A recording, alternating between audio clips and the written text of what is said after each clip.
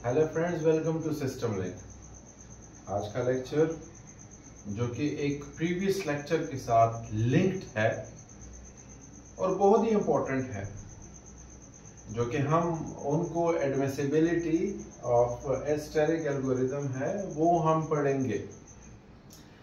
आज के लेक्चर में हम वो सारे पॉइंट्स डिस्कस करेंगे जो यूनिवर्सिटी के एग्जाम, कॉलेजेस के एग्जाम और ख़ास तौर पर कॉम्पिटिटिव एग्जाम में इनसे बहुत ज़्यादा सवाल आते हैं। ये चूंकि लिंक है, हम एस्टेरिक एल्गोरिथम की एडमिसिबिलिटी प्रूव करते हैं। Admissibility based on two main points. ऐसे बहुत ज्यादा बुक्स में, ऐसे बहुत ज्यादा नोट्स में, ऐसे कई जगहों पर इंटरनेट के ऊपर कंटेंट है जो कि बच्चे नहीं समझते कि हमारे पास एस्टेरिक की एडमिसिबिलिटी क्या है। खास तौर पर 2 पॉइंट्स हैं इसमें, और ये पॉइंट्स डिफरेंट बुक्स के ऊपर जो है वो मेंशन है। Under estimation and over estimation. अब अंडर एस्टिमेशन क्या है और ओवर एस्टिमेशन क्या है, I'll explain you with a daily life example. So हम इनको देखते हैं कि सबसे पहले हम देखते हैं कि अंडर एस्टिमेशन क्या है और ओवर एस्टिमेशन क्या है। ये हमारे पास जो है वो एस्टिमेटेड वैल्यू है, h of n हमारे पास एस्टिमेटेड वैल्यू है। फॉर एग्जांपल मेरे पास एक नोड है, स्टार्ट नोड है, मैं SCD नोड करता हूं, और ये हमारे पास एक दूसरा नोड है राइट, और ये A नोड है, और यहां से मैं जा रहा हूं गोल नोड के ऊपर। अब यहां से मैं जब शुरू करूंगा, यहां से जब शुरू करूंगा तो यहां पे हमारे पास एक एक्चुअल अमाउंट होगी, एक एक्चुअल कॉस्ट है, और एक्चुअल कॉस्ट से मैं A पे जब पहुंचूंगा तो A हमारे पास यहाँ पे कोई भी वैल्यू है हमारे पास। फॉर एग्जांपल लेट्स सपोज ये हमारे पास है इधर 50। अब 50 का मतलब है कि मैं यहां से A से G तक जाऊंगा, गोल स्टेट तक जाऊंगा विद द कॉस्ट ऑफ 50। अब ये हमारे पास एस्टिमेटेड कॉस्ट है, एस्टिमेटेड कॉस्ट इट्स मीन क्या है, h of n वैल्यूज हैं। अब h of n हमारे पास एस्टिमेटेड वैल्यू है, जबकि हमारे पास ये कौन सी वैल्यू है, h स्टेरिक हमारे पास है ऑप्टिमल वैल्यूज। क्या है, ऑप्टिमल वैल्यूज। अब ऑप्टिमल वैल्यूज क्या है, that is the actual value.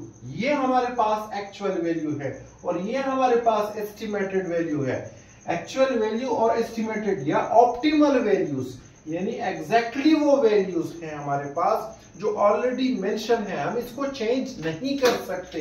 तो 2 केसेस हैं हमारे पास, एक है हमारे पास अंडर एस्टिमेशन और दूसरा हमारे पास ओवर एस्टिमेशन।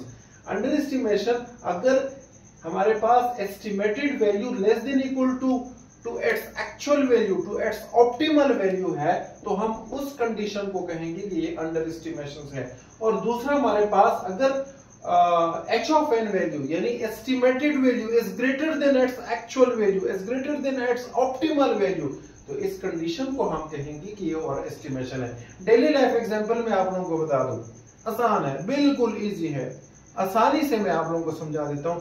फॉर एग्जांपल मैं एक लैपटॉप खरीदने जा रहा हूं, एक लैपटॉप परचेज करने जा रहा हूं, एक शॉप पे मैं चला जाता हूं, और एक शॉप पे कोई भी शॉप है, कोई भी हमारे पास इलेक्ट्रॉनिक शॉप है, उधर मैं चला गया और उधर उस फॉर एग्जांपल मैंने अपने जहन में एक अमाउंट सेव की हुई है, मैंने एक अपनी एस्टिमेशन लगाई हुई है कि फॉर एग्जांपल मैं 40,000 का एक लैपटॉप लूंगा राइट। अब मैंने माइंड सेट बनाया हुआ है, मैं शॉप चला गया, उधर मैंने देख लिया और वो वही जो मैंने 40,000 की एस्टिमेशन लगाई है, तो मुझे शॉपकीपर ने कहा है कि ये लैपटॉप आपको 35,000 का मिलेगा या 30,000 का मिलेगा, तो मैं फौरन खरीदूंगा, मैं फौरन खरीदूंगा, इधर उधर नहीं जाऊंगा। क्यों, मैंने जो एस्टिमेशन लगाई थी वो 40,000 की लगाई थी, शॉपकीपर ने मुझे क्या कहा 35,000 या 30,000, यानी उन्होंने मुझे कम बताया, तो इट्स मीन मेरी जो प्राइस थी वो ओवर थी, यानी ये ओवर एस्टिमेशन है। तो मैं किसी जगह नहीं जाऊंगा, मैं किसी जगह नहीं जाऊंगा और मैं उधर से ही खरीदूंगा। तो ये हमारे पास कंडीशन हो गई ओवर एस्टिमेशन। हाँ, मैंने एक अमाउंट जहन में रखी थी कि 20,000 पे मेरा लैपटॉप आएगा और इस स्पेक के साथ आएगा।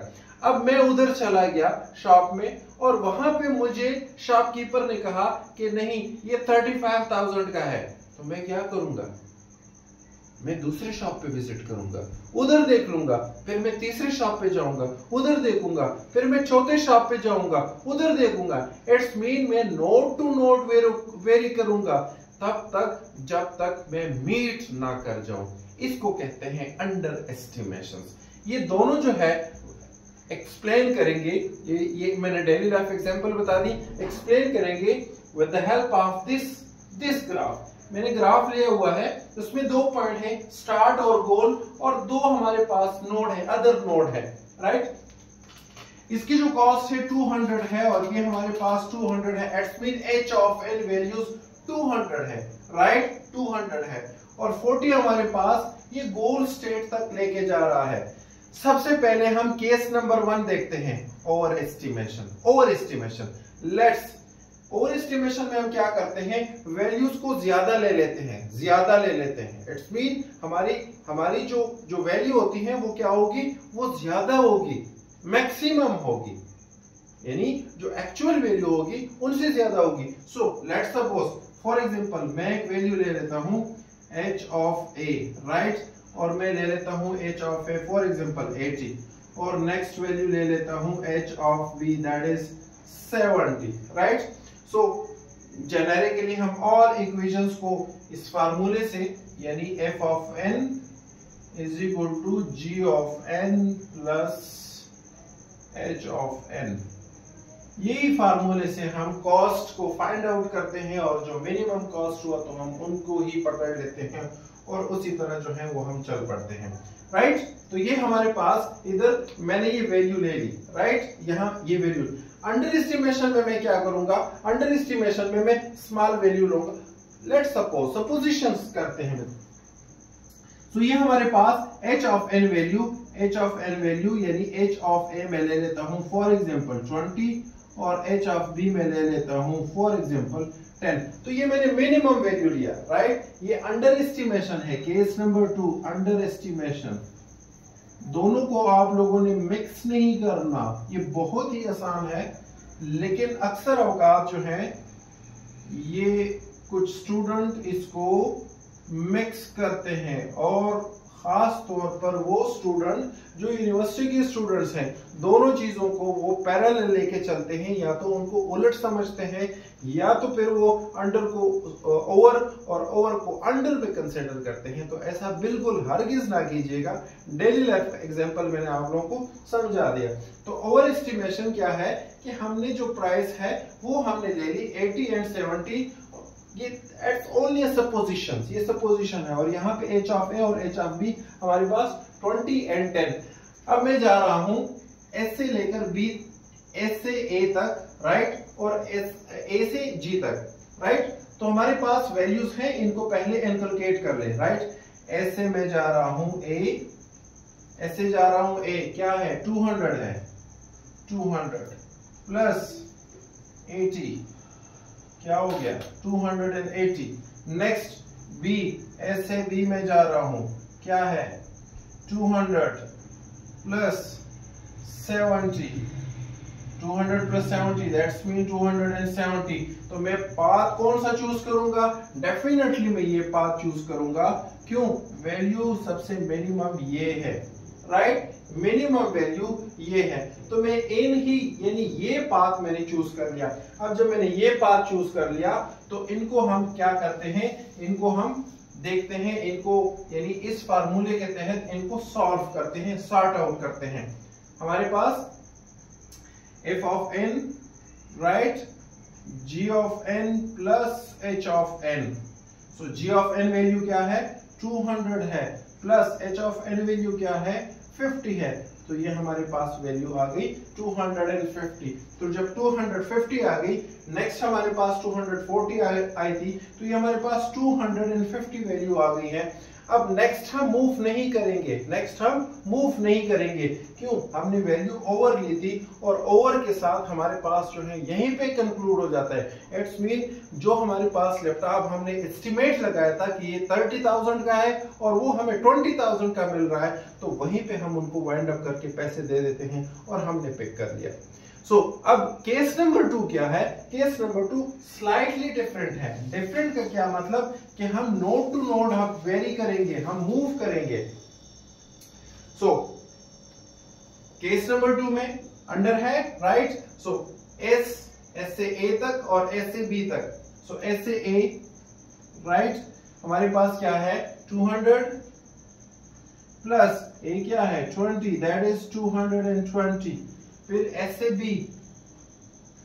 बी 200 प्लस क्या है 10, दैट इज 210, राइट? तो मैं यही सेम पाथ चूज करूंगा और सेम पाथ पे मैं दोबारा से वैल्यूज को इनकलकेट करूंगा। अब जब मैं दोबारा से वैल्यूज को इनकलकेट करूंगा तो मेरे पास आ जाएगी वैल्यू इस फार्मूले के अंडर 200 प्लस 50, दैट इज